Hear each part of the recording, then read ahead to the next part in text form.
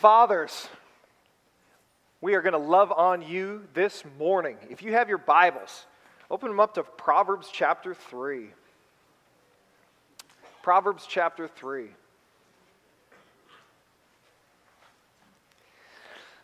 One of my memories of my own father was I grew up on a hunting and fishing resort, 40 acres on 2 lakes in northern Minnesota, way up in the sticks where the bears and raccoons live.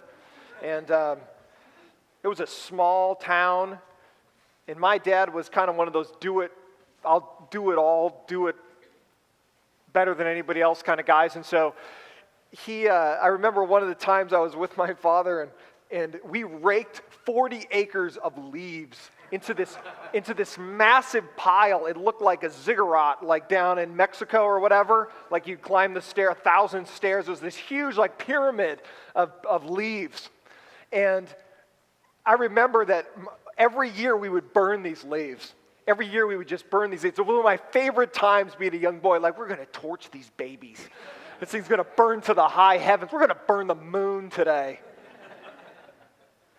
And I remember we literally just truckloads. We would just fill the back of our trucks in these 40 acres and just dump them off into this deep like kind of cliff that was by our house. And we'd pack this thing with leaves. And my dad would take like diesel fuel.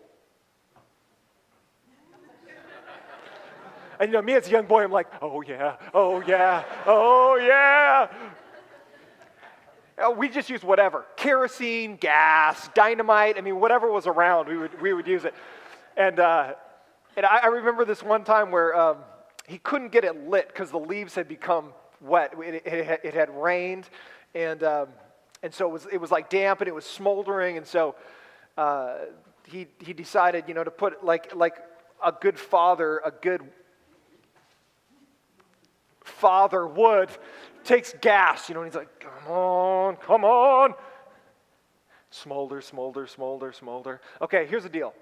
If something's smoldering and gas isn't even getting it going, there's going to be a problem if you try to do something.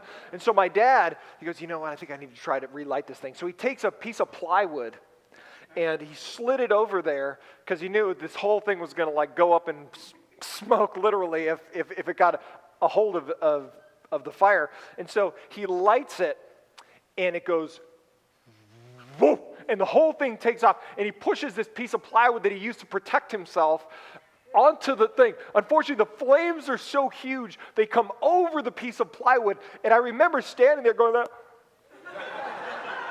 I was probably like 10, 11, 12 years old. I'm standing there going, wow, this flame reaches up around this piece of plywood he's pushing away, and it wraps around his face, okay?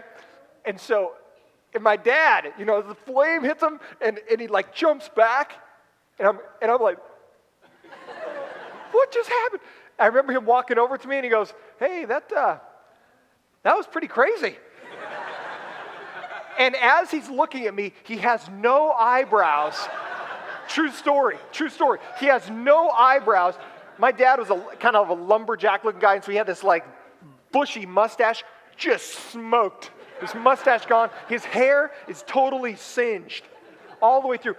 He's literally, I can smell the hair burning off his face. And the funny thing is that he just basically went like this. Okay, so what else are we going to do? I mean, I'm just going, no way. You're like fireproof. I can't believe it. Like, these are the stories, the stories that some of us have with our fathers are so special and so unique how God made men, and especially how God made fathers. And I hope that as we, just for the next few moments, as we look at fatherhood, like what that entails and how God kind of built men to be fathers. If you're a father in here, I just want to just love on you as a father and as a fellow father. If you're a young man and you're not married yet, or you are married and don't have any kids yet, we're going to take a peek at what God has for you as a man and maybe someday as a father. So let's take a look at it this morning. Number 1, fathers are God's gift to the family. Fathers are God's gift to the family. And I want you to look at this in Proverbs chapter 3. And we're going to read verses 1 through 12. This is Solomon, who is now going to be speaking to his future son. So this is a father speaking to his son in Proverbs chapter 3, verses 1 through 12. My son, do not forget my teaching. Stop. Let me ask you something, fathers. What are the things that you've taught your kids? When they leave your house, what will have been the things that they have learned over their time in your house? Because the thing is, we send our kids off to school, Temecula Valley, and the other 1,400 schools that are around our area. We send them off to high school. We send them off to college, a trade school, to be EMTs or professionals of some sort. We send them away. But listen, understand this. The time that they have spent in your home is more time than they will ever spend in education. Their whole lives. Theoretically, if you've had them for 18, 20, some of us have our college students. They're 58, still living at home. But Dad, I'm still going to school. Son, that was in 1936. It's time for you to get a job. The time that we've had our kids in our home will actually have been longer than any other education they will ever get once they leave your home. So let me ask you this.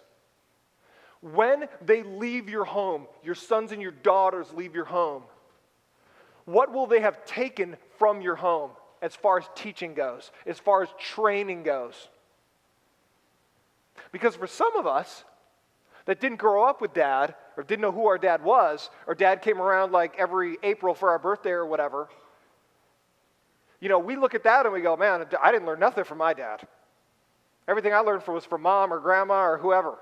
And that's just a reality for some of us. But I want to point this out to you. No matter what your reality was with you growing up in your home, now you don't have to follow the old ways.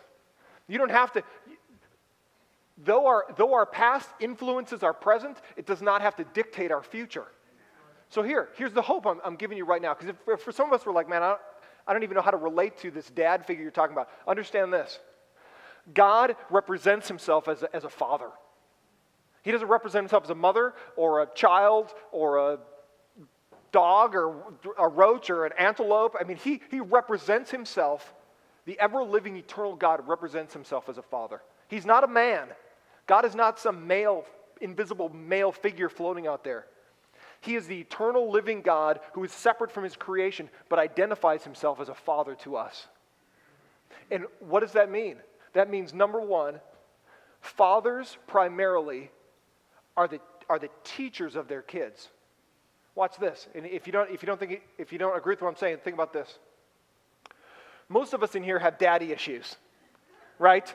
Where it's like, Dad wasn't this way, or Dad was this way, or Dad was this way. It's rarely do I ever run into anyone that goes, I have real mommy issues. Now, there are some.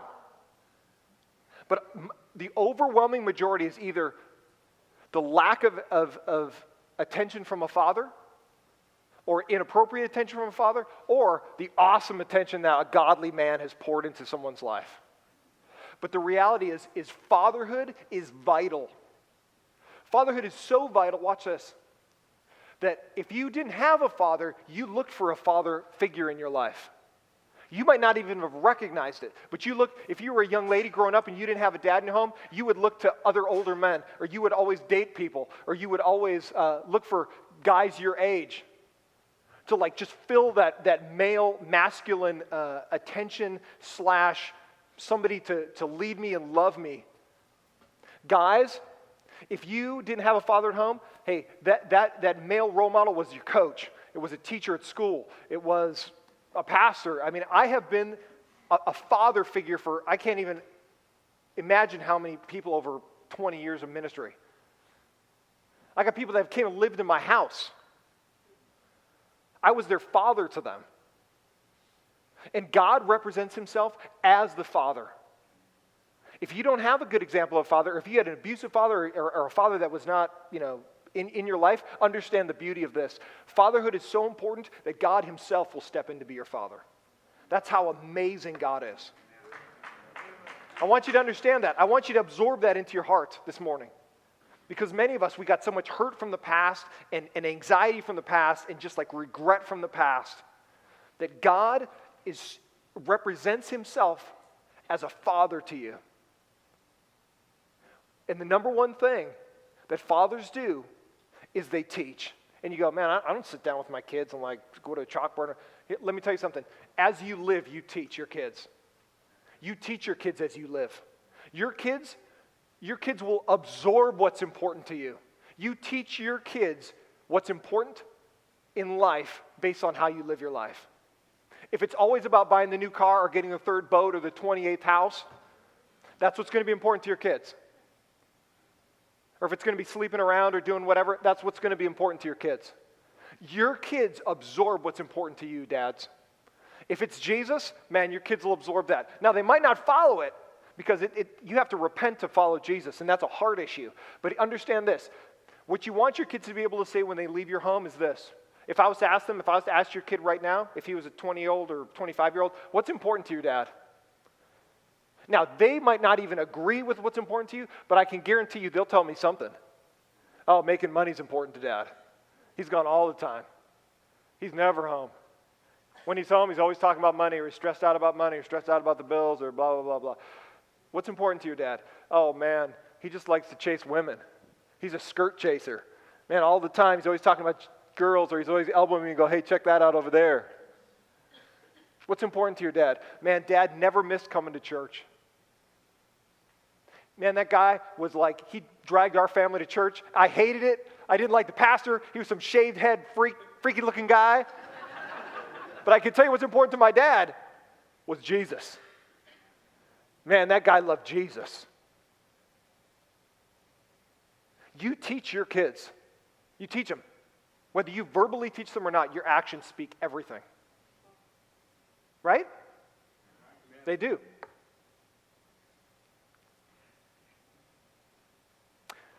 Training is caught, not taught. People will catch what's important to you rather than you just telling them.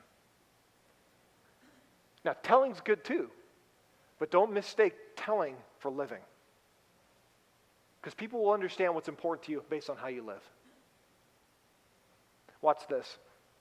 My son, do not forget my teaching, but let your heart keep my commandments. For length of days and years of life and peace they will add to you. Fathers, are you sowing peace into your kids' lives, into your wives' lives?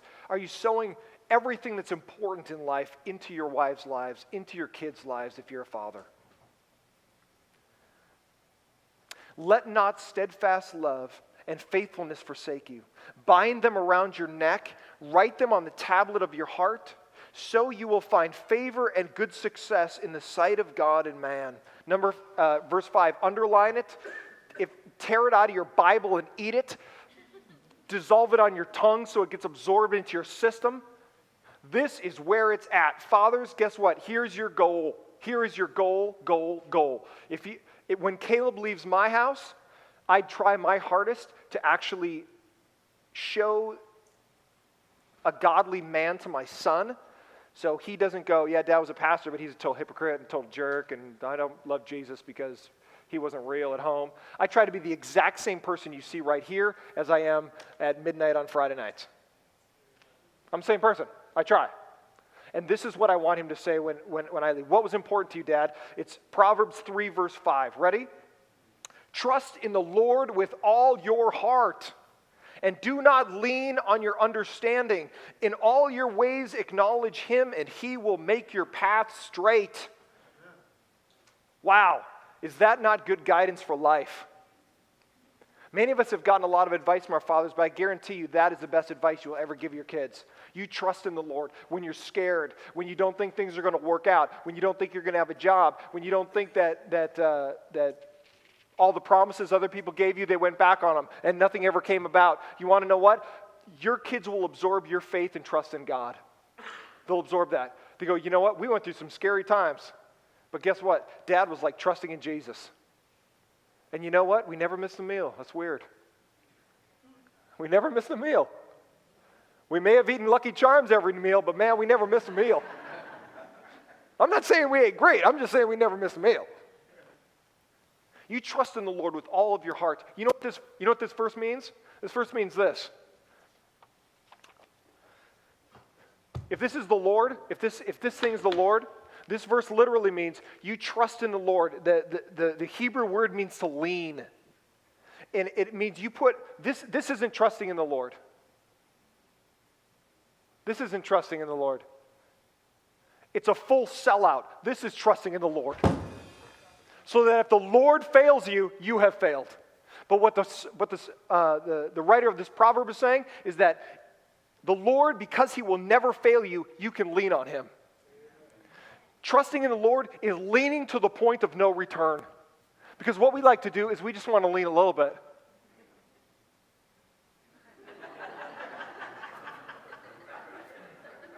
That's not trusting in the Lord. Because here's what happens. You know why you're disappointed with God this morning? Is because you don't truly trust God. You trust yourself. And you hope God is happy with whatever you're doing. Trust is leaning on a wall. It's like you know that this thing's never going to fall. This is trusting in the Lord. What's coming? I don't know. I'm scared, but I'm going to trust in the Lord. You lean with everything that's in you. And you don't trust in your own understanding. Because many times we think we know what's best. But God is the true delineator of all good things. Look at this. Verse 7, be not wise in your own eyes. Fear the Lord and turn from evil. Woo! Wouldn't that be great if us men could do that?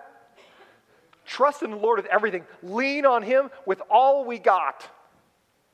Have our wives go, you know what? I just love my husband, not because he's perfect, not because he's the most amazing Superman in the whole world. I love my husband because I know he's following Jesus.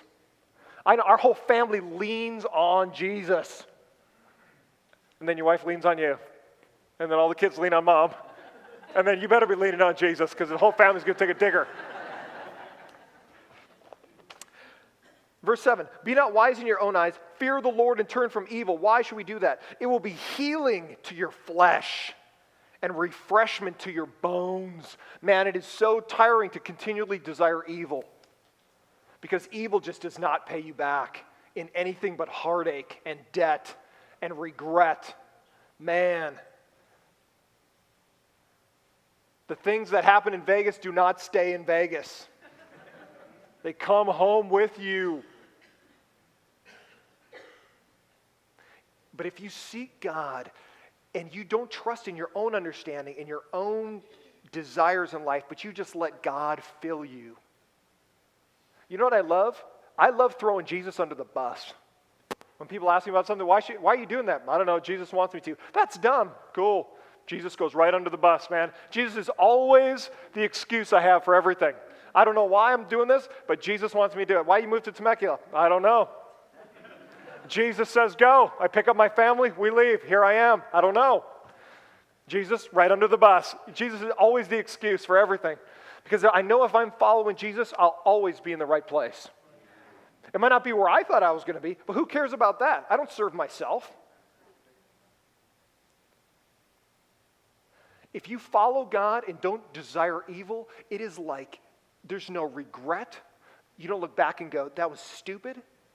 You trust in the Lord with all your heart, and it's like refreshment to your body. It's that feeling of like contentment. Evil is like rottenness in the bones. It's like cancer. You just feel it inside and you go, gosh, my life is so garbage. But man, with leaning on Christ, it's like Red Bull. It's like wham! It hits your system and you go, praise Jesus. It's like healing. It's like energy. It's like fullness. Number 9, honor the Lord with your wealth and with the first fruits of your produce. Agricultural society, the most important things to them were livestock and agriculture. And God is saying, the proverb writer, Solomon, here is saying, you honor the Lord with your first fruits, with your wealth, the power that you have. Gentlemen, you control the wealth of your family. I know your wife might spend it, but you control the wealth of your family for the most of us. Most of us are the controllers of our wealth. Where we spend money is where it goes. The credit cards we pull out is the money that is going to be spent for a long time in payments over 30 years. Guys, you control your wealth. Honor the Lord with your wealth. Let your kids see you give offering. Let your kids see you love Jesus through like, hey, I don't serve myself. Jesus paid. I tell Caleb all the time, I don't pay our bills. I don't pay our bills. You know that bike you ride, Caleb? I didn't buy that. You know the nice truck I drive? I didn't buy that. Jesus bought all these things for you. He used me to do it. He used the labor that I put in, the sweat and the blood of my brow. But I can tell you one thing. Don't mistake my labor for the blessing of Jesus. Don't mistake that. Because Jesus provides for our family. I want you to know that, Caleb. I am not the provider for our family. Jesus uses me to provide for my family, to bless my family. But Jesus is the blesser of my family through me. Don't mistake. I don't create this stuff. Jesus creates it all. Verse 11, my son, do not despise the Lord's discipline or be weary of his reproof. For the Lord reproves him who he loves, as a father the son in whom he delights. Doesn't it stink to get disciplined? I remember those days when I was a snot-nosed, back-talking 28-year-old. No, I remember the days of my youth when my dad, wow. He's watching this on the internet right now, wow. He'd go, hey, listen up. I'd be like, no, I'm just going to do my own thing. You listen to me right now. No. What? After a while, the spankings didn't work. Out comes the belt. The minute I heard that belt come out, I'm like, now it's time to get serious. Jesus, deliver me from what's about ready to happen. If I ever believed in Jesus, it was that moment when the belt came off. And I was like, I'm going to pay. My butt's going to pay for things that I did. Sorry, but. Nobody likes discipline. But the reason we don't like discipline is because we are prideful in our heart. If you're repentant, you don't have to go through discipline. But discipline lives because you and I are hard and prideful and must be broken instead of being repentant. And I love that what he says right here. Don't hate the Lord when he disciplines you. Because leading up to discipline was many opportunities to stop.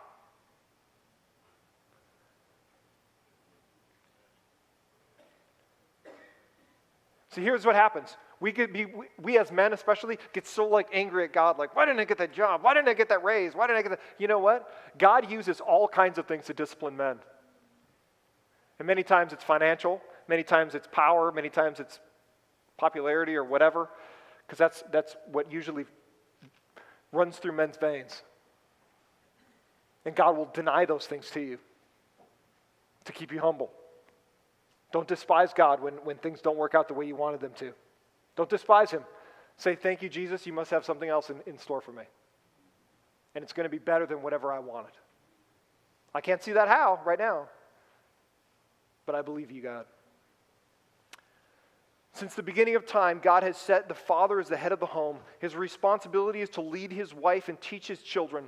Because no father naturally has all the skills to lead his home, he must become a constant learner. A godly father must get godly teaching, then not forget the commands so he can share them with his family. Great leaders are great learners. The deeper the foundation, the stronger the structure that can be built. Guys, are you trying to press God and his love in your life deep into your heart? Do you have a passion for Christ? Many of us have a passion for so many other things that are just fading. Awesome. Work on your house. Wax the vehicle. Or take it somewhere and get it done for you on Father's Day. Let your kid do it if you can trust him without scratching the clear coat. Whatever. But here's my point. Don't mistake shiny things for godly things. Shiny things aren't bad. I love shiny things too. I love shiny, chromy things just as much as anybody else in here. But I don't mistake them for godliness. I need to be a man that loves Jesus. And so I want my son to have that same value system too. I, as the father of my home, am a gift to my home from God. And I view my role as a father as a gift. I'm a gift to my home. I'm not a dictator. I'm not an angry hater of my kids and my wife. Man, I'm a gift to my home. I'm God's gift. God has gifted me with these kids, with this wife. I'm like that big present that all the kids get to open on Christmas, like, yay, we got a dad! That's how you have to view yourself. Don't view yourself as just like the mule that makes enough money to keep the lights on. View yourself as God's gift to your home. You get to be there. You get to lead them. You get to love them. You get to teach them. You are Jesus to your own home. It's a big responsibility, but man, it's great if you choose to take it. You're God's gift to your home. Not me, not your pastor, not some other guy.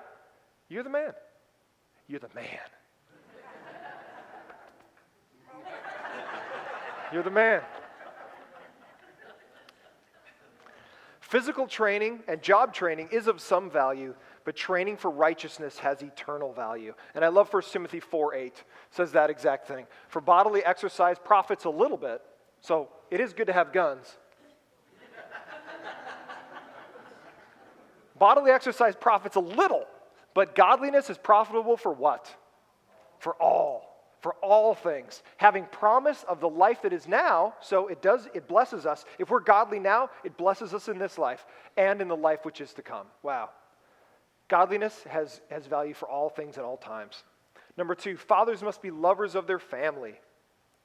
Fathers must be outwardly affectionate for the family members to feel validated and secure. Fathers should be relentless encouragers and provide masculine affection. And what are some of these things? Now, hey, listen, I'm going to tell you right up front, I know some of these guys in here are going like, what is this stuff? Masculine affection? What in the world? I can't even spell that. Listen, it took me, I've been married 20 years now this year, and it has taken me about 19 and a half of them to figure out how to do this one point. So if you're looking at this and going, I have no idea what he's even talking about, listen to what I'm saying. For most of us that grew up in homes where dad was not outwardly affectionate, or dad, like I said, dad wasn't around, for men, you got to give men a break, because men they're just emotionally retarded for the most part. They have like no idea how to function in an emotional realm. They're like, you give me a job to do, you want me to go break that thing? Done. You want me to blow that thing up, burn that thing down? Done. Now go romance your wife. Oh, don't know how. Feeling odd. Hey, listen. You are a different creature from your wife. But you have to learn as the leader of your home how to love your home. And that means you have to learn all the different creatures that are in your home. Your wife needs to be loved in a certain way. Your kids need to be loved in a certain way. You need to be the lover of your home. People need to feel the affection of dad. For many of us that didn't have affectionate dads, that's like so anti us. It's like when somebody hands you a baby, a newborn, from dads are like, oh, I'm okay, that's good, I'm done. And you hand it off to someone else. It's like, man, you need to develop not just a soft heart, but a soft touch for your home. It's not weakness. It's actually leadership. Because people don't follow leadership that's rough and brutal. Nobody loves a brutal leader. But man, people love people that love people. And if you can love your home, man, it took me so long to learn to love my wife and to love my home. Because I'm just like, dude, these are the things that we need to do. Let's list them out. 1, 2, 6, 7, 8, 12. Julie got that done. All right, Caleb, run over there and get that thing done. I'm going to take lists 6 through 10, and we're gonna rendezvous back here at 1200 hours. Everybody ready, set, go. Julie's like, oh gosh, we got to do this again. Caleb's like, I hate my life. And by the end of the day, I'm like, okay, did we get our list done? Everyone's like, yes, yes, yes. Okay, good job, everybody. Let's get together and huddle. Everybody put your hands in. My wife's like, this is the worst marriage that's ever been created. Men are doers. Men are accomplishers. And there's nothing wrong with that. But understand this. The burden of the love of your home lies on you. You go, oh, but my wife's the lover. She's the hugger. Hey, you need to be the ultimate hugger, lover of your home. You need to sit your kids on your lap, unless they're 6'8", 430 pounds, or linemen or something, whatever they are. Sit them on your lap. You know what you do? You tell your kids you love them. You look them in the eye. You don't write it to them. You don't whatever. You look them right in the eye and you go, I love you. Do you know I love you? I love you. And that was so hard for me. You want to know why? Because I didn't have that. And that's not natural for me. I'm kind of a man's man. I'm just like, dude, suck it up. Deal with yourself. Yo. Oh, you need somebody to tell you love you? Oh. Oh, I'm sorry you got this deficient problem. You know what? Listen, we love our homes. Watch this. People will know you love them if you show them you love them. You look them in the eye and you go, you know, I love you. I love you. Your dad loves you. Even if you never had that in your own life, you will feel the love of God when you love others. You look at your wife and you go, you know, I love you more today than I did when I married you. Don't be like, I told you I loved you on the stage with that preacher guy. But sweetie, that was like 40 years ago. Well, that's good enough. Told you once, should be fine. Don't you think I love you? It's been 40 years. One word should last 40 years. Hey, you love your home. You love your home. Hold your wife's hand. Go for a walk. Take the dog out. It's getting fat, so it needs to go for a lot of walks. Take that thing out. Walk around the block. These things are not hard. These things aren't hard. Guys, you're like, oh, you're just adding another something to my life. I got other stresses. You're like telling me to do this other thing. Dude, these are simple things. Love your wife. Love your kids if you got them at home. If you didn't have them at home, maybe you weren't the best father to your own kids. Hey, call them up today if they're in college or they're 58 years old or whatever. And go, hey, I love you. And they're going to be silent. Be like, Dad, is this really you? Love your home. Fathers should be relentless encouragers and provide masculine affection. Romance your wife. Play with your kids. Hug and kiss your family a lot. You know what I love? Caleb's like 38 years old or whatever he is right now. You know what I love? Like we're walking in public, I'll grab him and I'll give him a kiss on his head. And it's awesome because he's in junior high and that's what every junior high boy loves in public. You know, I'll pick him up at school or whatever. I'll roll down the window. Hey, son, how's it going? Come on over here and give your daddy a kiss. And all his friends are like, whoa, whoa. I'm not going to Caleb's house. You know, the thing is, we just want to focus on loving. Is there discipline in our home? Oh, you bet. But I want it to be known as a house that primarily is founded on the love of God. I had a lot of changing to do as a father, a lot. It was not natural, was not easy. I was not shown any of this stuff. I had to learn it from my Heavenly Father. I was like, how does God deal with me? He's patient. He's kind. He forgives me when I screw up. I feel the love of God inside my heart. He tells me through His Word that He loves me. There you go. The alarm just went off. It's your time to shine. Ready? Here we go. Become a man of prayer, not letting a day go by without thanking God with your family. Hey, you know, at the end of the day, you don't have to be some, like I didn't get a degree in theology. I didn't go to seminary. Hey, if you got a relationship with Jesus, grab your wife and your kids' hands at night before they go to bed, or if they're small, when you tuck them into bed at night, and go, hey, let's pray and thank God for this day. Let's go, Jesus, I thank you for this day, that I get to be with my family tonight. And you know what? It provides security for your family, knowing that you're following Jesus, that you're not leaning on your own understanding, but you're actually leaning on Christ because you're focused on Him. Fathers will love their family by showing their dependence and submission to God. Number 1, fathers are God's gift. Number 2, fathers must be lovers of their family. And number 3, fathers must be unwavering for their family. Men that have passion are unstoppable. There is nothing more awe-inspiring than a man on a mission.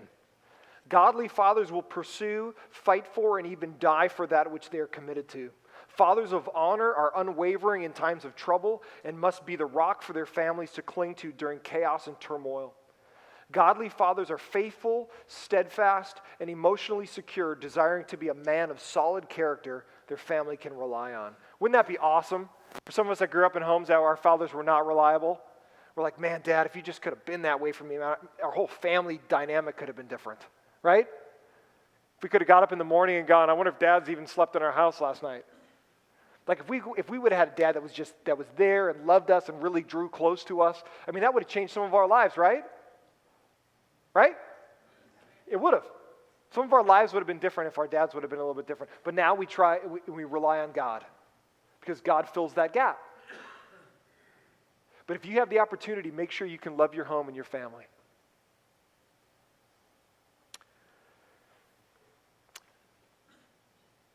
The effort that men put into their career and home to consistently provide for their family should never go unappreciated. The strength of a man consists not in what he can break, but in what can break him. You know what I love about young men? They're like, I'm going to lift this thing. But son, that's a car. I'm going to lift it. I'm going to try. I'm going to lift this car. Oh, I think I just pulled something in my shoulder. But I'm going to do it with the other arm. Oh, I think I just pulled both. I'm going to do it with my leg. Son, that's a car. You know what I love about young men is they feel indestructible. They're like, I'm going to lift this thing. I'm going to push this thing. I'm going to do push-ups. I'm going to start building my muscles. And the thing is about young men is that when they get older and the muscles are not quite there and they pull a muscle getting out of bed, like, oh, son, I think what'd you do? Did you lift the car? No, I just rolled out of bed. Wow, Dad, impressive. You know, the thing about lifting weights or the thing about pushing your muscles to fatigue is that it's awesome. If you could bench press 200 pounds, I mean, that'd be great. But at some point, you put 300 on there. You put 350. You put 400. At some point, your muscles break. They fatigue. They cannot push anymore. And you will know, gentlemen, what your character is built on in what it takes to break that character. You will know how founded you are on God when the day comes when that breaks. You have to follow Jesus relentlessly. Get with other godly men that can support you and come alongside you. We have some of the most amazing men that I've ever been around at this church. And there are men that just love Jesus and want to come alongside you. Don't feel like you have to Lone Ranger it. You don't. You got guys that will come alongside you and be a team of Jesus for you. Don't be out there waiting to just, my muscles are breaking. I can't deal with this anymore. Hey man, one person maybe can't push 400, but 3 or 4 guys can. And they'll keep you from breaking. You need godly men in your life, guys. Don't Lone Ranger it. Even the Lone Ranger had Tonto. Okay. And you know what the other thing here is too? You know what? You love on your dads today. Wives, make out with your husbands. You praise God, I just said something godly. You know what? You love the men in your life like they're like Superman. You know, Superman's coming out, the new movie. You love him like the man of steel, even if he's not quite steel anymore. You love the guys in your life. Love your husbands. You thank them for providing for your home. And those guys get up every day, most of them. And if they don't have a job, many of them are stressed out about finding a job. And they go out there, they make it their job to go find a job. The majority of them serve self-sacrificially to love your family. You love on those guys. Daughters, sons, you love your dads. They're not perfect, but hey, neither are you. You're a sinner, they're a sinner. Show some grace for your dad. And you know what? You love on him. You give him a hug. You love your dad. Just love him. Guys are so deficient when it comes to getting love from others on the outside that they feel like they're just like running on empty. Don't ever let the men in your life feel like they're running on empty. You love your dad. You love your husband. Fill that cup up, people. Show your husband, father, how much you appreciate him. The clothes you're wearing, you probably didn't buy. And if you did buy them, you probably didn't buy, you didn't buy them your whole life. If you ran around naked till you were 18 and got your first job, then maybe you could not thank Dad for clothes. Where's your clothes, son? No, Dad never bought me any. Hey, you know what? The majority of the things you got were given to you gracefully, just unmerited favor. The majority of you got it from your dad because he worked at a job that could support you and the family. Show love to him. He's worthy of honor. Lastly, fathers must be an example in their family. God is the greatest example of a father. Human fathers should desire to emulate and please God in everything. Godly fathers are God-leaners. Godly fathers are God-leaners. God is the ultimate father, and he will provide for the man who learns to lean on him. No matter what is said, children become what their fathers do, and what their fathers do becomes who they are. Men are to be the examples of God in their home. Most people relate to God as they relate to their own fathers. Let me end with this. You know the majority of the counseling I do? Listen, and I'm going to be done with this. Majority of the counseling I do is that people can't relate to God as their father because of the physical fathers they had. You go, man, my father was brutal and aggressive, or he wasn't around. He just checked out of our home. And they go, man, if God represents himself like a father, I don't want any of that. Right? Some of us had fathers like that. So when God starts representing himself as a father, we're like, man, what is that about? Because I haven't seen healthy, masculine fatherhood in my life. And for many of us, there needs to be so much healing in this area, but the beauty is that it's accessible through Christ. When you come to God, he becomes your father. He becomes what you need in your life. No man will ever fill your need that only God can fill, okay? So if you're expecting a man to fill some need in your life, it will never happen. God is the only true filler of our souls.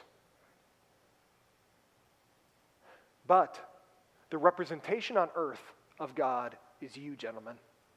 And many times, people will relate to God as they relate to their father.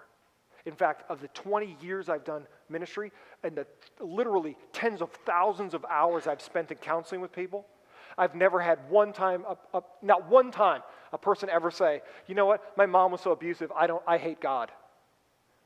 But you know who it always is? In that scenario, it's always a father. Because God allows himself to be expressed through masculine fatherhood. So guys, you set the example of God in your home. You're not going to be perfect. You're like, wow, it's a tall task. It is tall, but it's not impossible because God keeps on working with us, keeps molding us, keeps making us into the men of God that we cannot be without his help.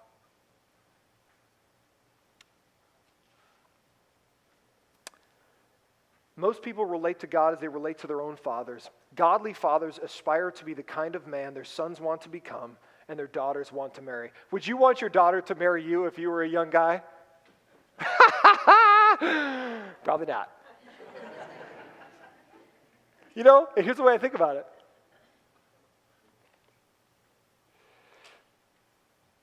If you have a daughter or 12 daughters, like Phil,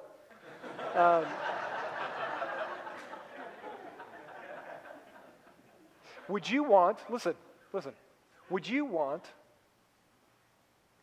your daughter to marry a guy like you?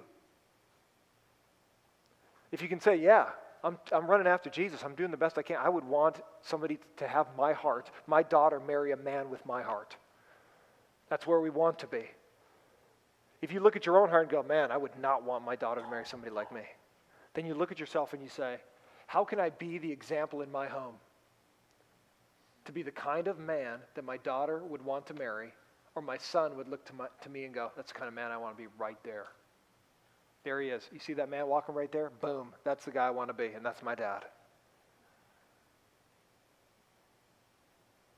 If you don't have that in your life, there are many men that'll fill that gap. We got godly men here.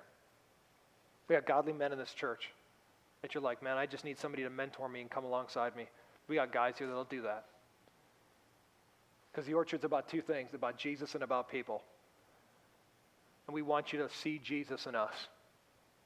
And we'll walk your life with you, because that's why we're here. That's why the church exists, to love you and to help you walk your road of life. So today, fathers, guess what? We have root beer floats for you, friends. We have root beer float. The Orchard loves you so much, we went out and got root beer floats and Coke floats, and I think there's even some orange floats back there. But before we head out to that glory land of sugar tastiness, I want to ask you this. Listen. Two things I want to ask of you today. If your father's still alive, I want you to call him, or if he's still in your home, I want you to look him in the eyes or tell him over the phone that you love him. And that if you got issues, if you got pain, if you got regret, you say, hey, you know what? I just forgive you for everything that's gone on in our past, but I want to honor what God has done through you in my life. You paid a lot of bills that I didn't have to pay. You bought a lot of clothes for me I didn't have to buy. You kept the lights on and I didn't keep them on. You bought food to put on the table that I ate that I didn't buy. I just want to honor you for that. And you'd be amazed at how healing that can be for your own self. You got a man in your life that acts as a father figure to you, you love on him today. You tell him, I didn't have a dad, but you were my dad. You were my father, and I appreciate you. I appreciate you as my father. I already got text this morning. I was in the office praying. My phone's going, bzz, bzz, bzz, bzz. And all these texts are popping up. I just want to say thanks for being my father. I didn't have a dad, and you were that guy. I grew up with grandma, and you were my father. You can be that. Be the man of God you need to be. If you don't know what that looks like, walk alongside some of the men of this church who are striving after Jesus too. And we'll run that race together as men of God.